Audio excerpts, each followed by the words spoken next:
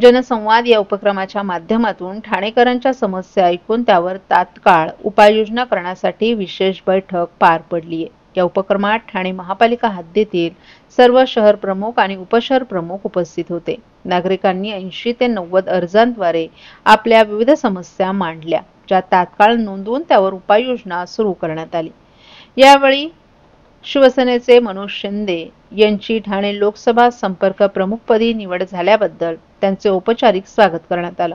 या कार्यक्रमाला माजी महापौर अशोक वैती, शिवसेनेच्या नेत्या अनिता बिर्जे, माजी नगर अभियंता रतन अवसरमोल, ॲडव्होकेट प्रियंका सांगळे, उज्वला खरात, बाबा शिंदे आणि सुखदेव घोलप यांचीही प्रमुख उपस्थिती होती।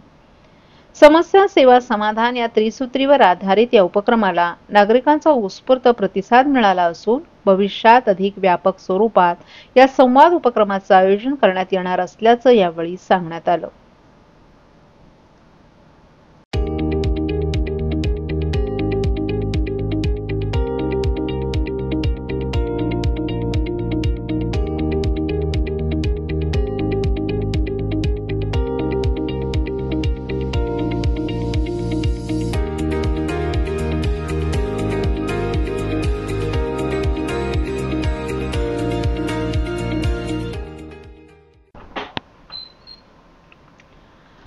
बदलापूर येथील शाळेत घडलेल्या अत्याचाराच्या घटनेनंतर विद्यार्थ्यांच्या सुरक्षिततेचा प्रश्न ऐरणीवर आलाय। या घटनेने संपूर्ण महाराष्ट्रात संतापाची लाट उसळली होती। त्यामुळे अशा वाढत्या गुन्ह्यांना आळा बसावा, गुन्ह्यांची उकल तात्काळ व्हावी आणि विद्यार्थ्यांच्या सुरक्षेला प्राधान्य मिळावं यासाठी ठाणे महापालिका प्रशासनाने महत्त्वाचं पाऊल उचलले। ठाणे महापालिकेच्या 124 शाळांवर सीसीटीव्हीद्वारे वॉच ठेवण्यात येणार असून यासाठी तब्बल 2,96 लाखांचा खर्च पालिका करणार आहे। दरम्यान एकाच वेळी 28,000 विद्यार्थ्यांवर लक्ष ठेवण्यात येणार आहे। गेल्या काही वर्षात विद्यार्थ्यांना मारहाण, विद्यार्थ्यांसोबत अश्लील चाळे, चिमुरड्या मुलींचा विनयभंग आणि अत्याचाराच्या घटना शाळेतच घडू लागल्यानं पालक आणि विद्यार्थ्यांमध्ये भीतीचं वातावरण पसरले। या वाढत्या घटना लक्षात घेता राज्य सरकारने शाळेत सीसीटीव्ही बसवणं अनिवार्य केलं असून ज्या शाळेत या यंत्रणा नाहीत अशा शाळांवर कारवाईचे आदेश देण्यात आलेत। त्यानुसार विद्यार्थ्यांच्या सुरक्षेला प्राधान्य देत ठाणे महापालिका प्रशासनाने पुढाकार घेत पालिकेच्या शाळा सुरक्षित करण्याचा विचार केलाय। अद्ययावत सीसीटीव्ही यंत्रणा बनवण्यासाठी पालिकेने निविदा काढली आहे। विद्युत विभागाच्या मदतीने येत्या काही दिवसातच सीसीटीव्ही लावण्यात येणार आहेत। ठाणे महापालिकेच्या 77 इमारतींमध्ये 106 प्राथमिक तर 23 माध्यमिक अशा एकूण 129 शाळा आहेत। या शाळांमध्ये तब्बल 977 सीसीटीव्ही बसवण्यात येणार आहेत। शाळेतील सर्व सीसीटीव्हींचे नियंत्रण मुख्याध्यापकांच्या कार्यालयातून केलं जाणार आहे।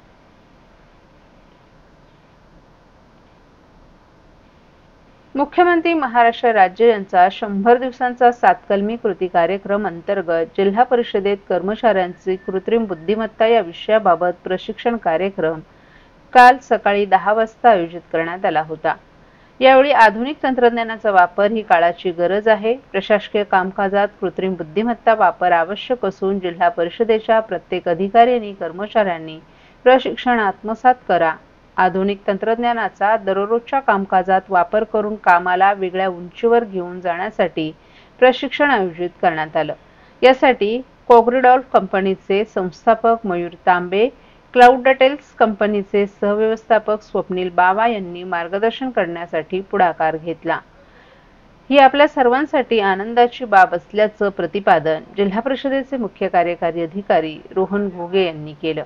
उपकार्यकारी अधिकारी अविनाश फडतरे यांनी प्रास्ताविक करताना 100 दिवसांचा कृती कार्यक्रमांतर्गत जिल्हा परिषदेमार्फत विविध उपक्रम राबवण्यात येत असून कर्मचाऱ्यांना काम करताना आधुनिक तंत्रज्ञानाचा वापर करून कामामध्ये गती, पारदर्शकता आणण्यासाठी आणि लोकोपयोगी कामकाज उत्तमरित्या करण्यासाठी प्रशिक्षण महत्त्वाचं आहे सांगत या प्रशिक्षणाचा सर्व कर्मचाऱ्यांना काम करताना येणाऱ्या अनेक अडचणींवर मात करता येईल असंही त्यांनी सांगितलं।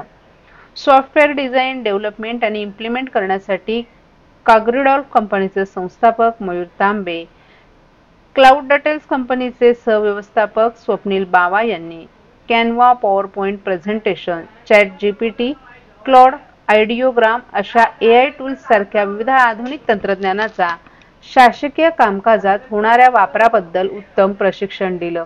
यावेळी कर्मचाऱ्यांना येणाऱ्या तांत्रिक अडचणींबाबत देखील त्यांनी सविस्तर मार्गदर्शन केलं। यावेळी अतिरिक्त मुख्य कार्यकारी अधिकारी अजिंक्य पवार, उपमुख्य कार्यकारी अधिकारी अविनाश फडतरे, मुख्य लेखा व वित्त अधिकारी वैजनाथ बुरडकर, शिक्षणाधिकारी ललिता दहितुले, जिल्हा आरोग्य अधिकारी डॉक्टर गंगाधर परगे, पशुसंवर्धन विभाग प्रमुख डॉक्टर समीर तोडणकर, कार्यकारी अभियंता प्रकाश सासे तसंच इतर अधिकारीही उपस्थित होते। कृत्रिम बुद्धिमत्ता या विषयावरील अत्यंत उपयोगी आणि दर्जेदार प्रशिक्षण आयोजित करण्यात आलं। या प्रशिक्षणाचा शासकीय कामकाजात खूप जास्त उपयोग होणार आहे आणि शासकीय कामकाज कमी वेळेत जास्तीत जास्त काम करण्यासाठी मदत होईल। तसंच कामांमध्ये जास्त पारदर्शकता येण्याच्या दृष्टिकोनातून अत्यंत उपयोगी असं प्रशिक्षण राबवण्यात आले। कमीत कमी वेळेत जास्तीत जास्त काम करून लोकोपयोगी काम करण्यासाठी मदत होईल असंही कनिष्ठ सहाय्यक लेखा गंगाधर बोरकर यांनी सांगितलं।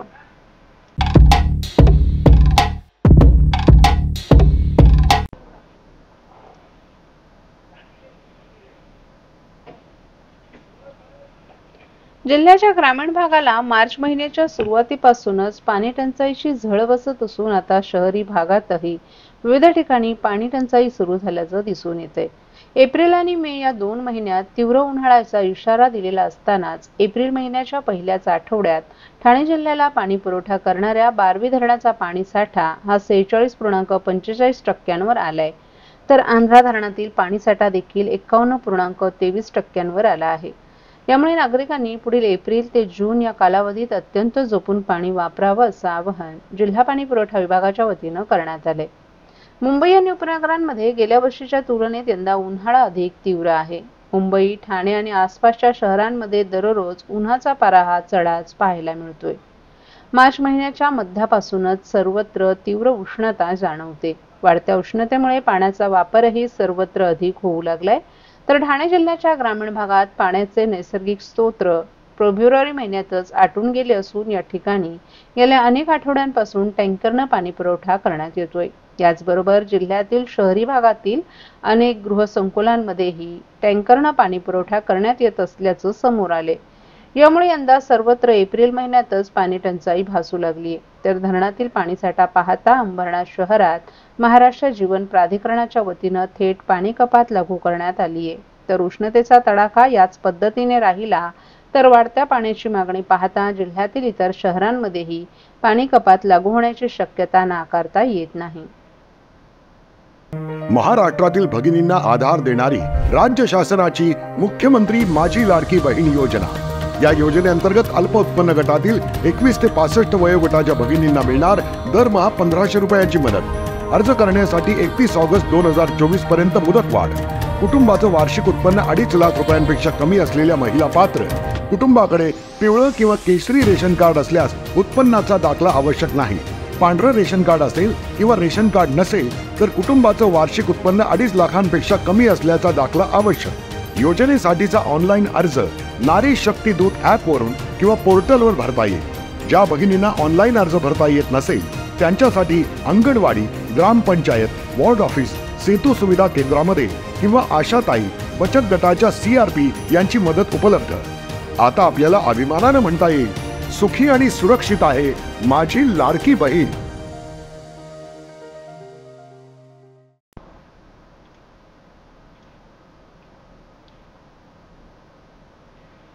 ठाणे पालघर हिवताप निर्मूलन महासंघ कर्मचारी संघटना कृती समिती ठाणे पालघर यांच्या वतीनं मुख्यमंत्र्यांना निवेदन देत जिल्हा आरोग्य अधिकारी यांच्या मार्गदर्शनाखाली कामकाज करण्यासंदर्भातील शासन परिपत्रकाची अंमलबजावणी करण्याची मागणी करण्यात आली आहे। 22 नोव्हेंबर 2019 रोजी शासनानं परिपत्रक काढून हिवताप विभागातील सर्व अधिकारी आणि कर्मचाऱ्यांचं काम जिल्हा आरोग्य अधिकाऱ्यांखाली चालवण्याचे निर्देश दिले होते। मात्र अद्याप याची अंमलबजावणी झाली नाही, त्यामुळे वेतन, सुट्ट्या, तपासणी, नियोजन आदी कामांमध्ये अडचणी निर्माण होत आहेत। 26 मार्च 2024 रोजी झालेल्या बैठकीत लवकरच याबाबत आदेश काढले जातील असं सांगण्यात येत होतं। मात्र अद्याप कुठलाही ठोस निर्णय झाला नसल्यामुळे संघटनेनं आंदोलनाचा इशारा दिलाय। 24 तासात निर्णय न झाल्यास राज्यभरातील हिवताप कर्मचारी अधिक तीव्र आंदोलन छेडतील असा इशारा देण्यात आलाय। या निवेदनावर प्रदीप चव्हाण, दिलीप गायकवाड, गोरख वळवण, शरद पवार यांच्यासह अन्य पदाधिकाऱ्यांच्या स्वाक्षऱ्या आहेत.